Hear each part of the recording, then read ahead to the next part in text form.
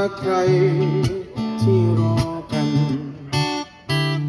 ส่วนฉันก็รอเธอ